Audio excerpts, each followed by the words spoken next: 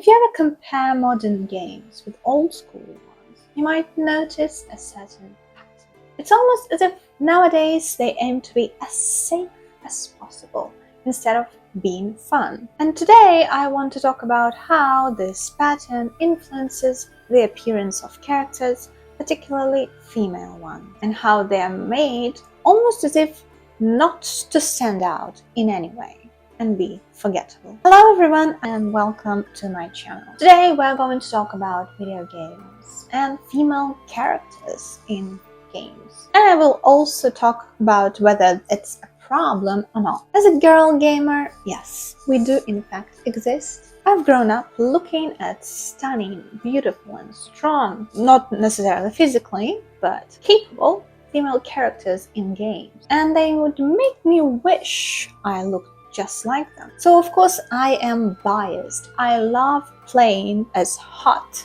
characters, whether they are male or female. Guilty as charged. And right now it feels like game developers are trying to avoid making characters conventionally attractive, as if such people don't exist in real life. Don't get me wrong, I don't even talk about exaggerated features like breasts the size of watermelons on female characters. Even though such people do exist, they might have tiny frame and very curvy features. I've seen them, but seems like because of the fear of making them overly sexualized, sometimes developers simply make these characters so bland in all aspects of their design that you forget they even wore them. In my personal opinion, it's okay to have range and diversity, but it somehow feels that the word diversity got lost in translation. Surprisingly, Dragon Age used to know what it means, but they've forgotten how to do it. Instead of adding more options into their games, they simply remove one option, instead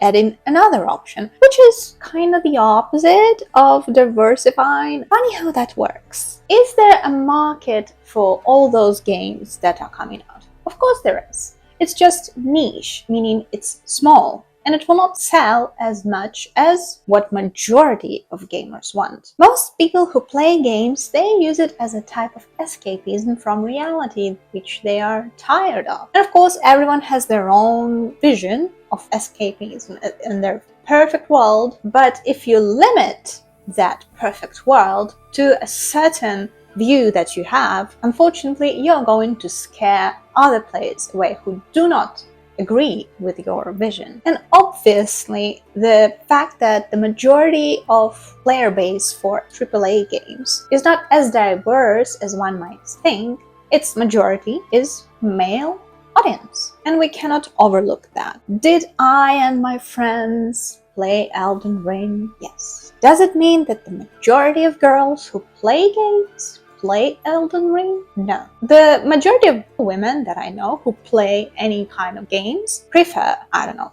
Animal Crossing or Genshin Impact or Love and Deep Space. After all, these games are not only accessible from their phone at anywhere and anytime they want, it's very easy to get into them. Meanwhile, AAA games still have predominantly male audience. And I think that everyone to a certain degree likes to indulge in escapism. And there's nothing wrong with it as long as you understand that this fantasy world and game world has nothing to do with reality. So why is this happening? In my opinion, games are, after all, a work of art. Combined, right? So you have a script, you have art inside of it, and you have the fun, so it's interactive element to it. It is known that art always changes with time. So for example, in ancient Greece, you had the sculptures of people, they had muscular bodies, whether it's male or female, whether it's a human presented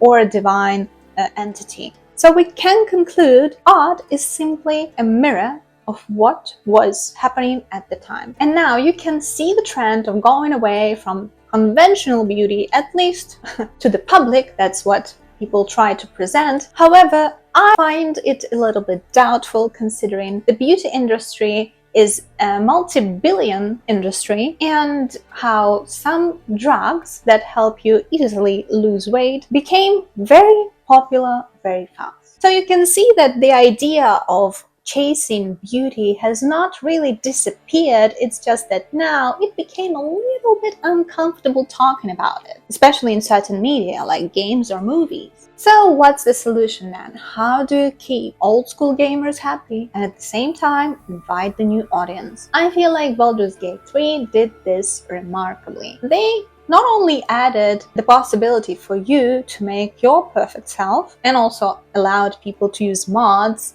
to kind of make it even more diverse, but the characters in your team, your companions, are all super hot. However, they're not perfect. They're not, like plastic. They look so real and feel so real. They're written so well that you kind of dread the moment when you try to choose some dialogue option and fear that it will prompt the Shadowheart disapproves reaction. Can all games be Baldur's Gate 3? Of course not, because there are different genres and not every game is an RPG. And it's fine. Not every game needs to be that, because it's okay to have different tastes and to enjoy different things. I could even go further into the fact that art and games by extension are not for everyone. I personally am more excited about The Witcher 4 coming out and finally playing as Ciri, because she's the character who I wanted to be when I read Sapkowski's book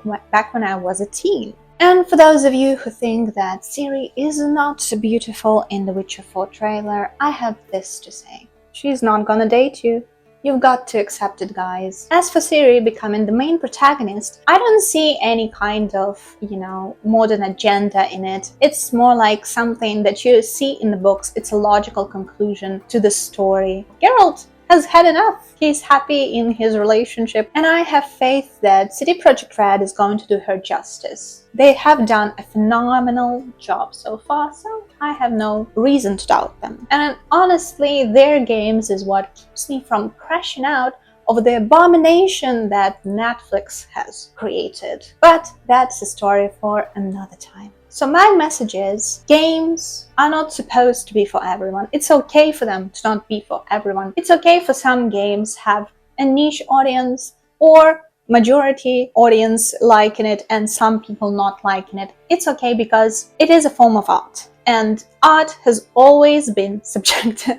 And you will never really please everyone. If you try to do it, you will just fail and make everyone angry. No one is going to like it and no one is going to be happy. And if you try to sanitize this work of art and make it safe, you end up making it just bland and forgettable. While games are supposed to make you dream or just help you have fun. And also, I dislike this sentiment, oh, the games make men sexist. as if, it's not their fault. It's the game's fault.